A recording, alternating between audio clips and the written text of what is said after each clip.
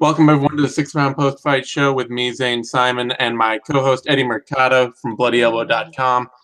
And we are here to talk about all the fights going down from Belem, Brazil, UFC Fight Night. Machida versus Anders just wrapped up. Lyoto Machida taking a split decision over Eric Anders in the main event. And how did you score it? A lot of people were not happy with that. Oh, man, I was so busy during this main event between the results and the Twitter and the highlights. But I gave the middle rounds to Anders, 2, 3, and 4. Four is definitely up in the air. Machida was definitely leaping in with a lot of crosses and really going for it. So I'm not. It could have gone either way, and I'm fine with it. But I did score 2, 3, and 4 for Anders.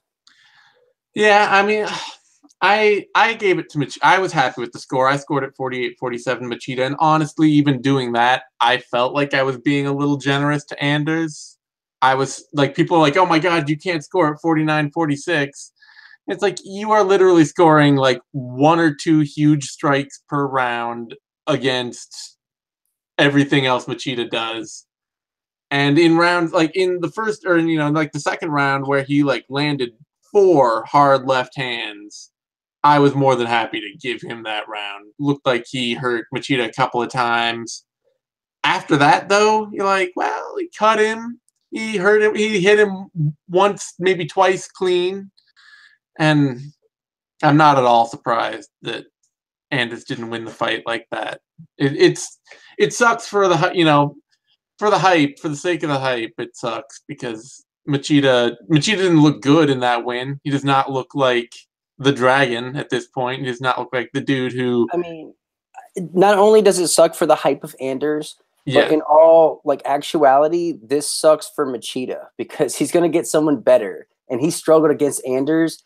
And I think Mookie tweeted this out. He was like, "Great, now they're going to probably book him against Kelvin Gastelum or something like that." And it's like, man, nah, I don't want to see. Well, Machida knows what's up. He called out Michael Bisping afterwards. Yes, sir. The Count. I love that matchup. Yeah, that wouldn't be bad because at the very least, even if Bisping's no younger and he can't see out of one eye, so that would be maybe the right stylistic matchup. But it otherwise, yeah, I mean, it's one of those things where Machida winning doesn't do anybody any favors. There's a push for Anders. He's got an interesting story. Machida's yesterday's star. We're all happy we're happy to see him. I'm happy he didn't get knocked out by. I'm happy he didn't just take the absolute, obviously worst loss of his career had he lost that fight. Yeah, but it definitely, in terms of creating a new prospect at middleweight, it didn't do that, and it doesn't really re-push Machida as a still elite fighter who can make another title run. Yeah, it's like how do you take away from this here? Is Anders any good? I mean, this is the shot Machida, so it's like, how do you really gauge that? He's incredibly raw. I think he looks really coachable and he looks really raw. But, at the same time, he's not a very good grappler. He's not a very good wrestler. And he's fast and he hits hard. But he's not a very nuanced striker at all. Not a lot of depth there. It's all just like everything has to be improved. If it does, he's got the athleticism to carry that as far as his technique will go with him. But he's 30 and he's got a lot of improvement to do. And I think it's also fair, not a lot of middleweights are moving the way Machida does. Even though Machida's old, he can still move really, really well. And he's so elusive and crafty with his movements that Anders won't exactly encounter a whole bunch of that at middleweight. So yeah, and Anders he turned pro in 2015. So, he's only been fighting as a pro for 2 years. He is exactly as green as he looked out there and still a physical freak enough to hurt Machida several times. So yeah. And he was pressing forward the entire time. I love that. And he looks like a very coachable fighter who's learning things slowly, If they would have given this to Anders, I would have been fine because the strikes were so few and far between that, if someone looks to the pressure, I'm not going to knock him for that. I think that's reasonable. Yeah. Anyway, So the question then becomes too, Machida Bisping, that's an idea everybody's fine with. What Vitor does the UFC Belfort. do with Anders? Do they dump him back down to the bottom of the division and see if he can just take a big layup win to rebuild the hype? Or does he end up fighting somebody like Elias Theodorou or, somebody else right in the middle of the division, Brad Tavares, who has won a bunch of fights, lost some fights, isn't really have a ton of hype going, but is still, an incredibly tough seasoned fighter in the division. Well, Brad Tavares is ranked number 11, so let's hold off on that. But how about Anthony Smith, who lost tonight? Why not do that? Yeah. I think that's a good that test for both, an awkward style clash. Yeah. That would certainly be a fun, exciting fight. Anthony Smith is always going to be in exciting fights. It's also, for Eric Anders, it's tough. It's a tough spot because, even a dude like Smith is like a 50-fight veteran at this point, Yeah, but I think it would tell us a lot about him, though. Yep, definitely. All right, co-main event, Valentina Shevchenko just wiped the floor with Priscilla Cachoeira. Flawless victory. Yeah, I mean, honestly, it was the kind of victory where it's like, that almost took you too long. Like, it really did. You could have and not even ref stoppage aside, and Mario Yamasaki being willing to let this woman go out, add a skull to a skull throne there. Well, Yamasaki must have saw the betting odds. It was like, let's go ahead and take this chance bet.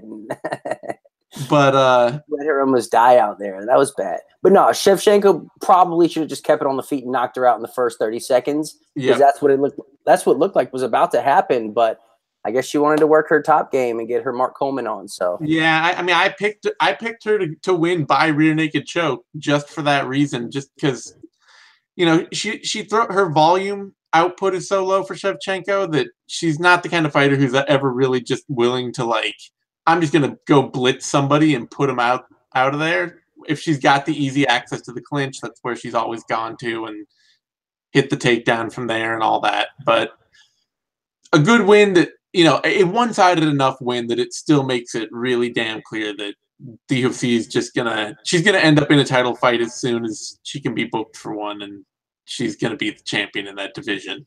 Yeah, this was playing the UFC video game by yourself in 2-player mode. You have practice mode and I think I saw on Twitter somewhere it was 217 to 1 or something. I think final stats were 230 to 3.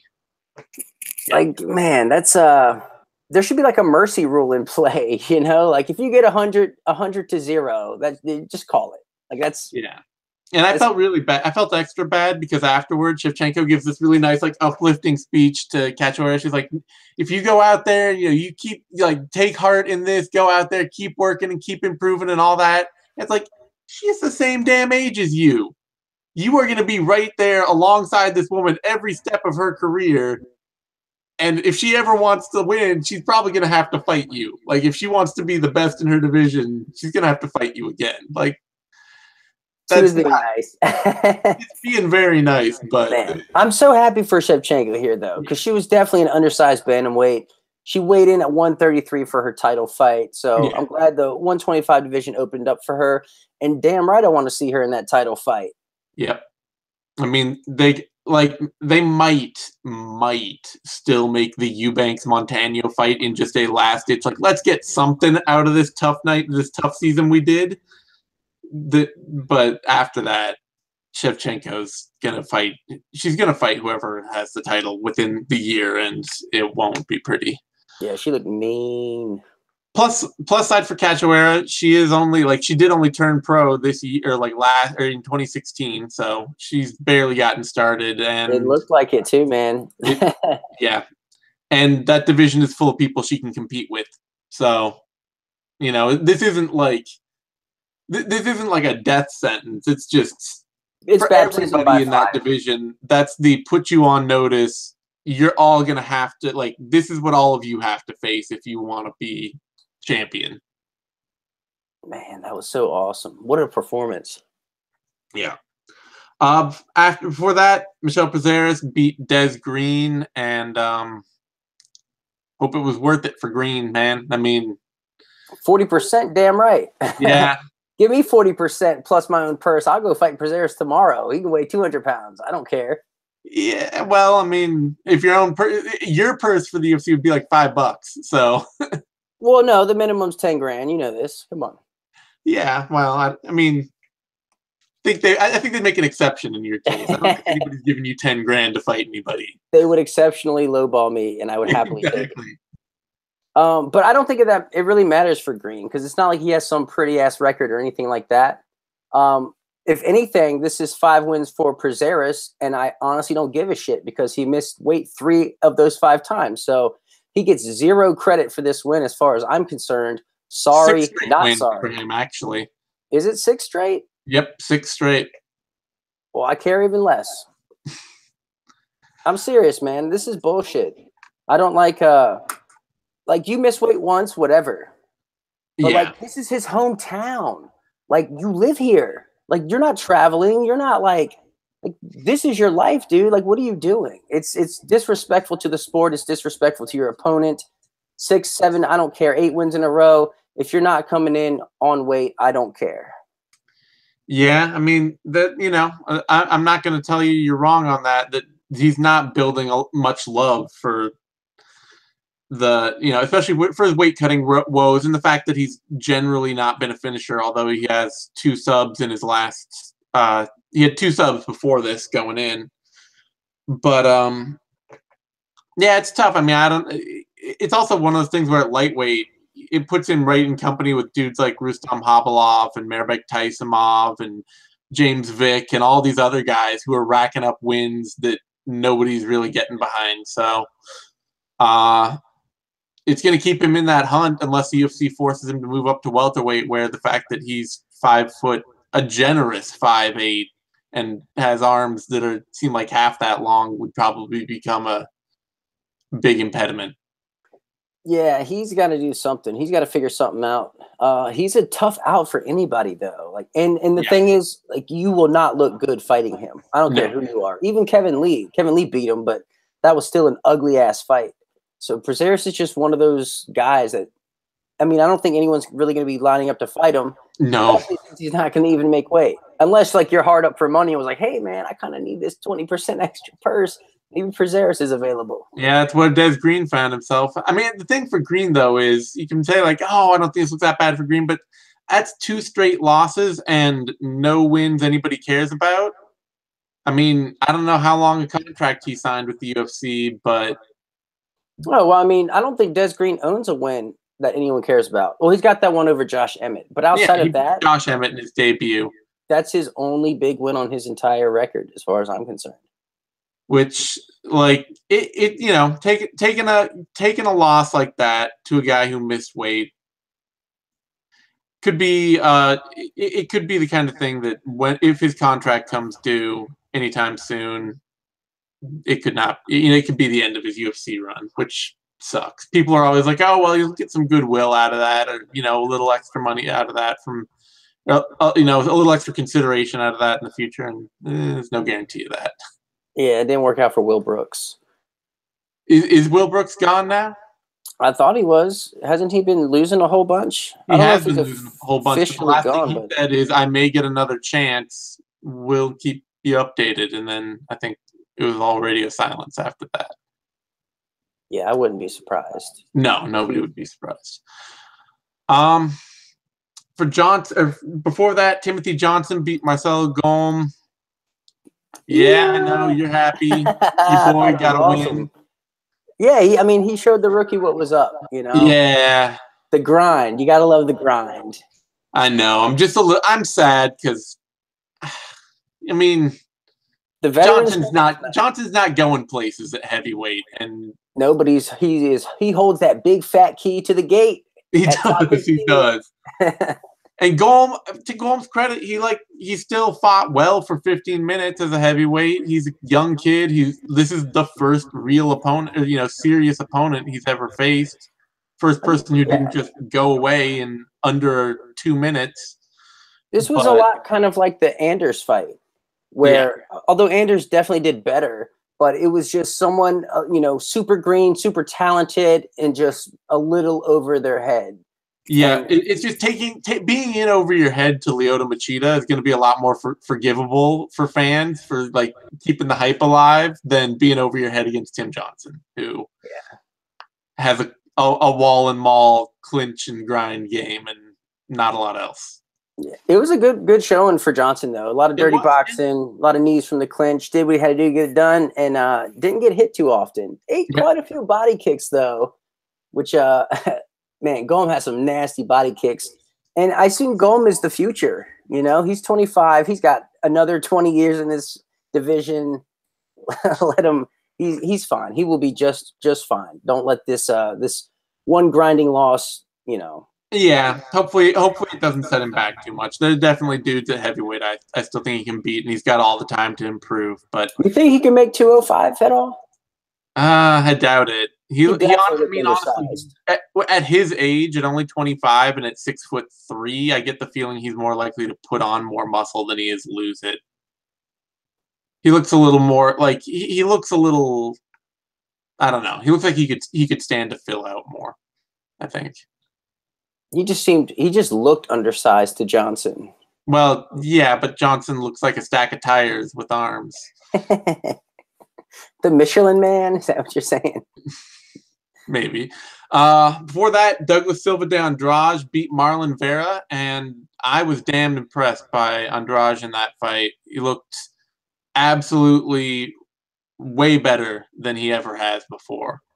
Yeah, he wasn't taken out of his game. He was landing hard punches throughout, frustrating Cheeto, and survived that little onslaught. All the late Hail Marys from Cheeto. He got through those and got busy enough to even win that round. So, I mean, huge performance for him.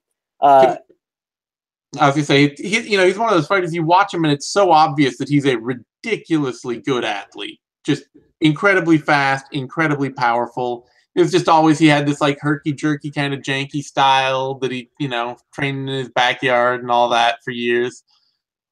And it now, like, it looks like a lot of the jankiness of that has been taken away. Like, he looked like a much smoother combination punching fighter. He's still winging a lot of hooks, but he's actually, like, they look like they have enough technique on them for him to throw them together. It used to be that his style was so kind of broken that he could only really throw one power shot at a time. So he reminds me of a rudimentary and even more Brazilian John Lineker. Yeah, no, I mean, and he fought a better version of John Lineker's fight against Marlon Vera.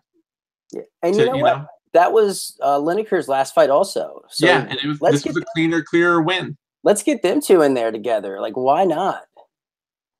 It would be a hell of a lot of fun to watch.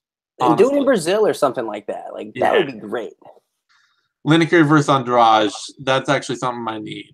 Dude's already 32. He's already been fighting for 10 years. Toss him into some big fights. Make it fun. I want to see that. And Vera, man, tough luck for him. He had a really bad night. He was getting so frustrated that he was flipping the bird to Andrade out there. Like, what are you doing, man? He has always had trouble with his focus, with his ability to stay calm and collected. Like, he had that nasty fight with Davey Grant early in his UFC career where he was like had his fingers in his gloves the whole time and was like raking and stuff, and it's just like this ugly loss. And he kind of came back from that, but he's always had a little bit of that. Like, if the fight isn't working for him, he just kind of loses his cool. He turns into Gilbert Ivell. Unfortunately, I think it's also just becoming clearer that like his kind of lay back, absorb shots, and look for the big single exciting shots off the cage style. Like, he just doesn't have the athleticism to make that work at 135. Andrade is not a incredibly technical fighter. Him looking more technical tonight is great, but mostly he just looks like a way better athlete than Vera and hit him twice as hard every time Vera stepped in. Except for the first 45 seconds of the third round. Yeah. If Vera could have fought like that the entire fight, he probably would have won, but he just can't sustain that. Yeah, and that's also, I mean, that's kind of a sign of not being an amazing athlete too, is that when you try to fight like one, it wears you down. quickly. Yeah. Not only that, So, but you don't try it until you're already down on the scorecards, and they're Hail Marys at that point. yeah. Great fight for Silva de Andrade, and hopefully something he can build off quickly. Looked way improved off his loss to Rob Font, frankly, who came out and looked great last fight. So, Yeah. maybe that's ushering in a new wave of talent up into the rankings at 135. Finally kicked Johnny Eduardo and Eddie Wineland and the dudes who've been like clinging to those spots for 10 years to the curb. Yuri Alcantara is probably going to be back in the top 15. But you know what? He showed the fuck up tonight, but we'll get to that. We'll get to that. So before that, Thiago Santos, Anthony Smith. I was wrong. You were wrong, and I didn't want to say, like, on Twitter, you responded to my thing, and you're like, Anthony Smith is more X, Y, and Z. I was like, I don't think any of those things are true, but I don't want to say that because... No, they're definitely true. They just didn't happen. Well, I don't think he throws more volume than Santos, and I don't think he's tougher. Over the course of 15 minutes, I'll say he throws more volume. But that's skewed because Thiago Santos doesn't really make it 15 minutes. So, I mean, and he's not tougher by his own record of taking a ton of knockout losses. And recently, though, like, well, yeah, he's become a really fighter, but I'm just really saying, skewed record. These things are all arguable, but not, I mean, put them together in the cage, and we saw who was tougher. Both dudes got hurt, and you can't argue that Thiago Santos is not the tougher dude. They connected at the same time. Like, there's no debate. Yeah. They connected at the same exact time. Mostly, though, for Anthony Smith, I mean, the big thing that worried me going into this and that ended up being the thing in this fight is that when he gets hit really hard, his defensive reactions are all bad. Like, he tends to just shell and try to, like, weather the storm and doesn't look at his opponent and loses focus. And against a dude like Santos, that just means getting a shit ton of heavy punches poured on you.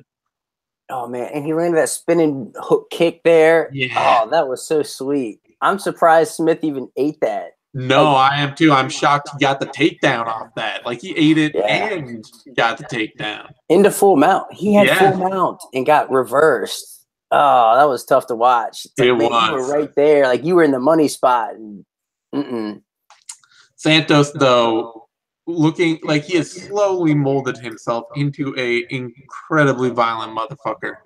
Like, he's always been violent, but with his improvements, in his slow technical improvements, now it's like a violence you can bet on. It's scary. He is scary powerful. His kicks are so heavy. His punches are so heavy. And as we just saw tonight, he can take a shot himself. So yeah, he's scary. Yeah, I'm trying to think athletic too. Who he needs to face going up the ranking. Damn well he needs a couple of people. No. He needs to fight Borishina. Yeah, that needs to happen as soon as possible. True. Yeah, Thiago Santos. Yeah. Oh man, that would be an incredibly fun, incredibly violent fight. Like that. Oh man. It gives me butterflies just thinking about it. Yeah. All right. I can take that. I like that. Before that, Sergio Moraes beat Tim Means, and I guess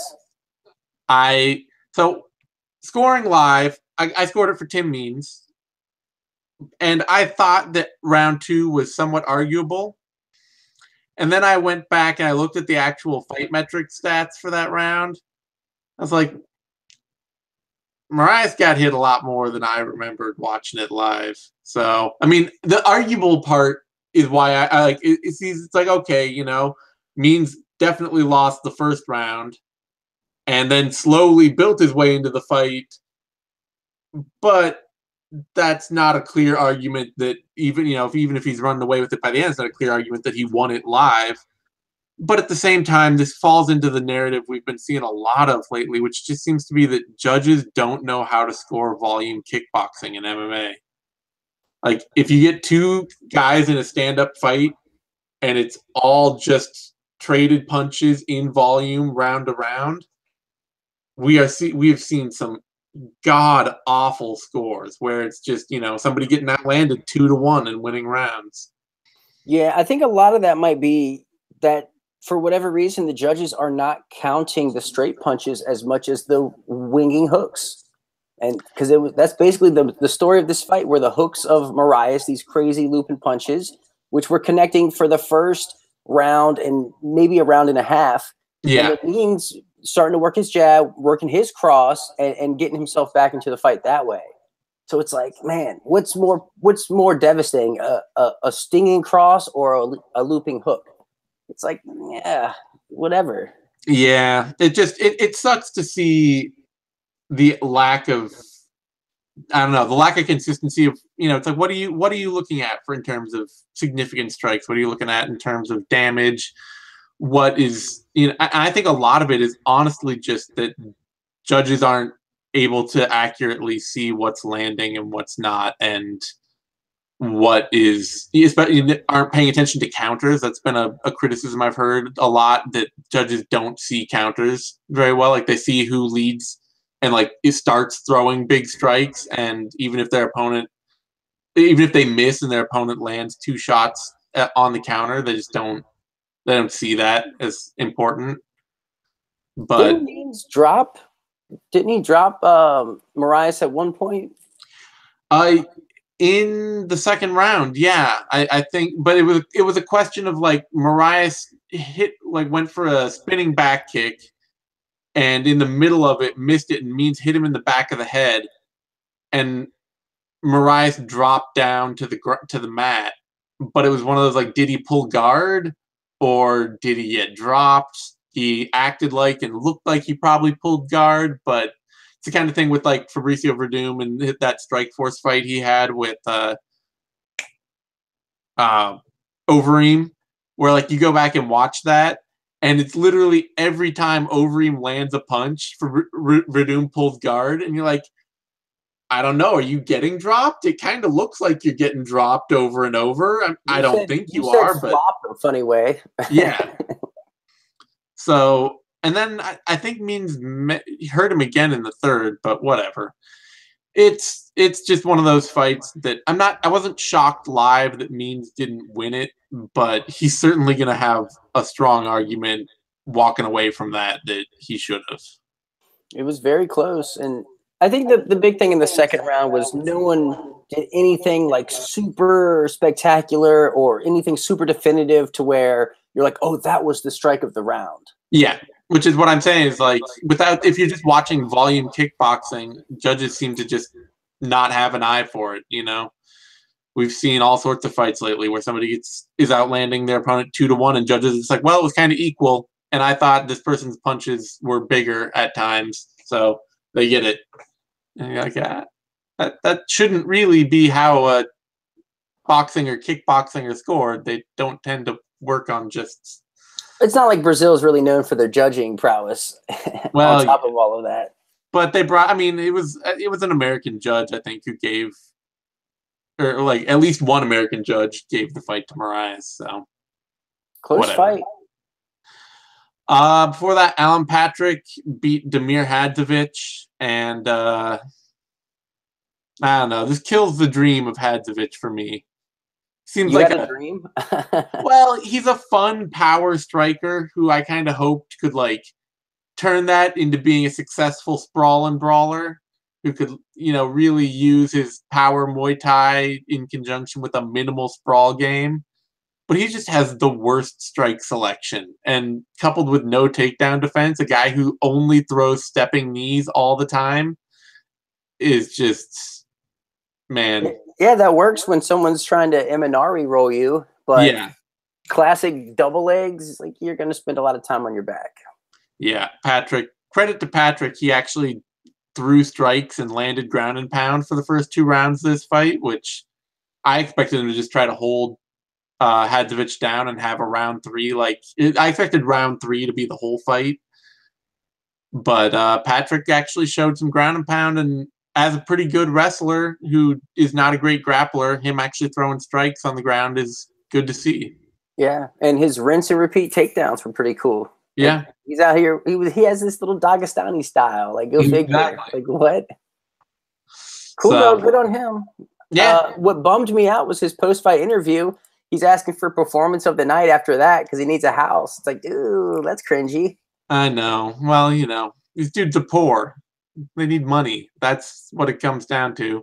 It's just cringy. It's like, And yeah, ugh. it just kind of sucks to see.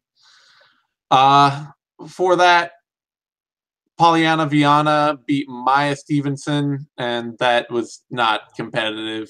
Stevenson got caught up exactly in Viana's game, the way that Stevenson is prone to getting caught up in other people's games. Just tried to kickbox with her, and then Viana throws those wild hooks going backwards and makes you think, well, I got to rush this woman because she's throwing power at me, and clinch up with her, and then Viana just pulled her to the mat and subbed her out. Yeah, this was all Viana all the time. Stevenson did get a takedown there, but that was a huge mistake. Viana just was constantly attacking from the second she hit the ground, and Stevenson was constantly defending, and Viana methodically worked her way, improving her position, worked her way into a submission, which I thought was brilliant. So yeah, beautiful to have a new finisher at 115. I think that's a great thing. And Stevenson, I don't know. She's Joe Big Daddy Stevenson's wife. Yeah, she's Joe Daddy Stevenson's wife. That's probably her last only UFC fight. Usually with Tough, if you don't win your first fight off of the show, they just axe you right then and there. And I'm guessing after getting totally worked by Viana, that is probably it. Yeah, it was really bad. It was almost similar to what Shevchenko did in the co-main event. Not as bloody, but it was bloody also and dominant in a kind of a different way. Yeah, I like Viana's grappling game a lot. I still worry that against really good opponents, her style of like being a willing guard player who only really throws comfortably when she's backing up and just swinging wild is not going to work. But the truth is, at the bottom of that flyweight division right now, there are probably plenty of people who will get caught up in her game exactly the way Stevenson did. They fought at strawweight here. Is this was a strawweight fight? Yeah. Okay, well then, Viana's gonna learn some hard lessons really quickly. Really quickly. There are people like Tatiana Suarez in that division. Oh yeah, at her level of greenness, who will just go and shit. Stevenson just fell to 6-5, so she's more than likely going to get the axe. She still has not beat a fighter who's ever won a fight. Yeah. Well, yeah. All right.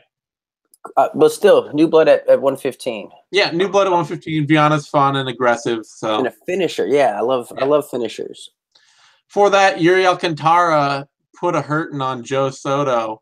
Man, I was prepared for Joe Soto to take the shots when he had to keep the aggression on Alcantara and make Alcantara look old and grind out a strong decision win. And Alcantara's just like, nope, not today. Yeah. He's like, nope, I woke up on the right side of the bed. I ate my Wheaties. I had 2 eggs. I'm ready to go. Yeah, I mean, there's a reason that even as a fighter who's never had a very deep technical game, Alcantara has been a perennial top 10, top 15 bantamweight for years. And it's just because he's kind of a physical freak. And real venomous. Soto walked forward, ate a few body kicks. It was just like one body punch, one body kick, and then all the other punches. Yeah, it was amazing. And those elbows were dope too. And like, that's the thing is Alcantara, he's so inconsistent, but I mean, when he wins, it's usually spectacularly. Like that knee bar he got on Luke Sanders, he was getting the shit beat out of him. And he comes back and finds a way to get this knee bar, choked out Brad Pickett. And now he absolutely embarrassed Joe Soto. And side note, I think, was that Yamasaki reffing this fight? Because Yeah, I that was believe it some was. bullshit. This fight should have been stopped 3 times before it was actually called No, off. oh no, this was Osiris Maya in this Oh, fight. well, So that dude, that wasn't cool. He pulled a Yamasaki. Like, that was kind of hard to watch. It's like you watch Joe Soto get knocked out and then take at least 15 more punches to the face, and I don't like seeing that. yeah, well, I mean, it's just kind of consistently MMA across the board at that point. There aren't nearly enough refs who will pull the trigger quick, and the ones that do then get like lambasted by the fighters. Like, I don't ever want to work with that guy. He stopped my fight too early. So It is what it is, but I yeah, still don't like seeing that shit. no, I know. For Alcantara, though, like I said, that probably sticks him right back in that borderline top 15 slot at bantamweight to fight a dude like Douglas Silva de Andrade. You know. That's a tough man. They're both tough outs. I don't know what happened there. Let him fight Matthew Lopez. Yeah, that'd be a good, strong fight for him. Although Lopez is coming off a really one-sided loss, so Is he? yeah, Oh, that's they right. they stuck Lopez in with Rafael. What's his name? Asuncao, that's right. Rafael Asunciao for God knows what reason, and Asunciao just pantsed him. So I think it's because Lopez was just kind of on a roll, like overperforming. yeah, but Ooh, minutes. Slow down now. Let's. yeah, So that's actually not a bad fight, even it's a win loss. yeah. No, it would still be reasonable. It would still be fun. It would be another opportunity for Lopez to prove that he can be like this overperforming crazy wrestler, or Alcantara to prove that he's still not a spent force, you know? It might look a lot like that Luke Sanders fight. Might. Opening up the card, Davison Figueiredo, Joseph Morales, and man, you can't afford to be an unathletic flyweight. That's really all there is to this. Like, I Yeah, don't dislike any of the parts of Morales' game. I don't dislike his striking.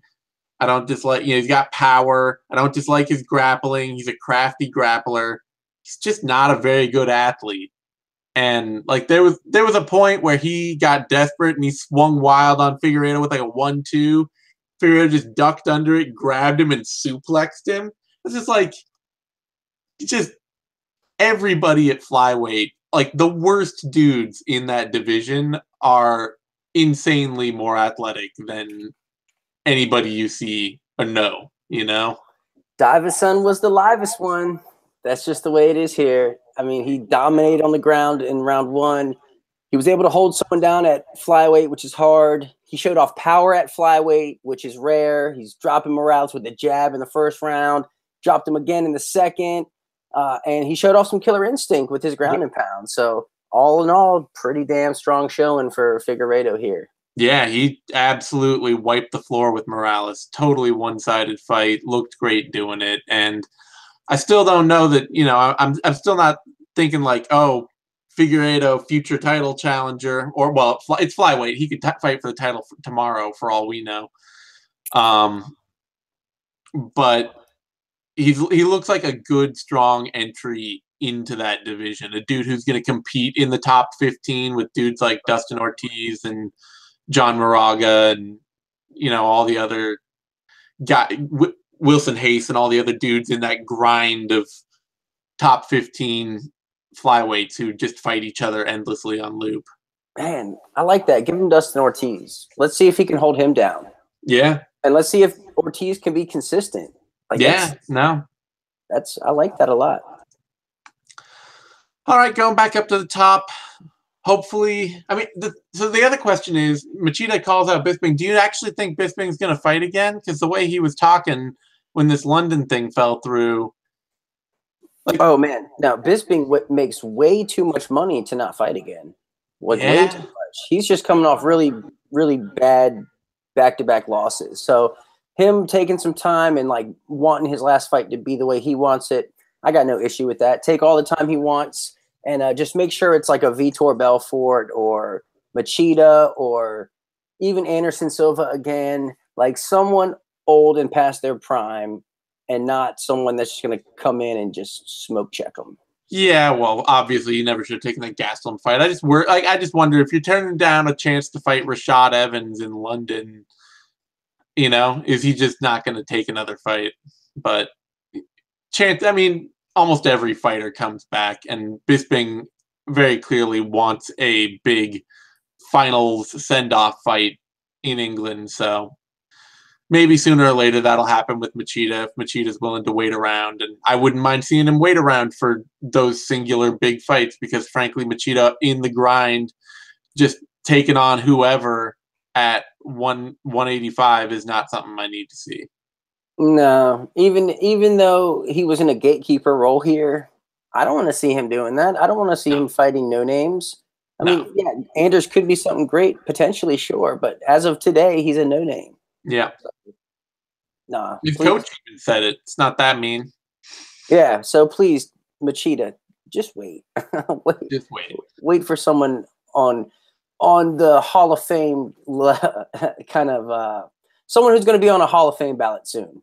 That should Eventually close this whole thing out. Not a meaningful night of fights in any way, but a fun card mostly. I mean, the Machida Anders fight wasn't that great. It was pretty slow, but it had its moments. And otherwise, only the Johnson Golm fight was really a grind. Everything else was at least like either a showcase or back and forth and interesting and had its moments. So I think what kept me invested in the Machida Anders fight was I just knew that there was any moment that Anders could actually just land that big shot and end it. So it kind of kept me in it the whole time.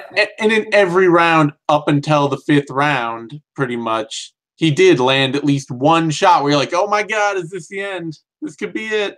Yeah, man. The look in Machida's eyes, like, you could just see the like, holy shit, like deer in headlights. Yeah.